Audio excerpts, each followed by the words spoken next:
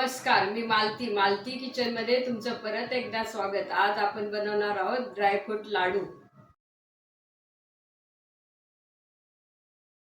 ड्रायफ्रूटच्या लाडूसाठी घेतलेलं साहित्य मी तुम्हाला दाखवते। अंदाजे घेतलेलं तूप, 400 ग्रॅम खजूर, आवडीनुसार मखाने, 200 ग्रॅम काजू, 200 ग्रॅम बदाम, भोपळ्याच्या बिया, 100 ग्रॅम पिस्ता, 2 किसलेल्या खोबऱ्याच्या वाट्या। बघितलेलं साहित्य आपण एक एक करून तुपामध्ये आता तळून घेणार आहोत। आता बदाम आपण भाजून घेत आहोत।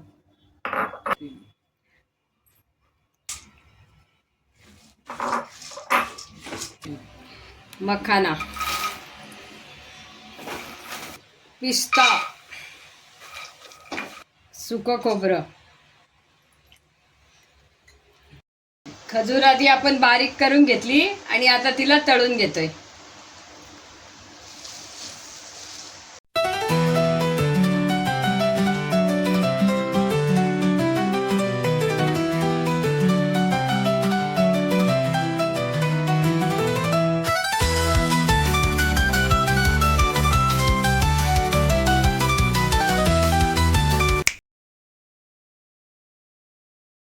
शेवटपर्यंत बघण्यासाठी धन्यवाद।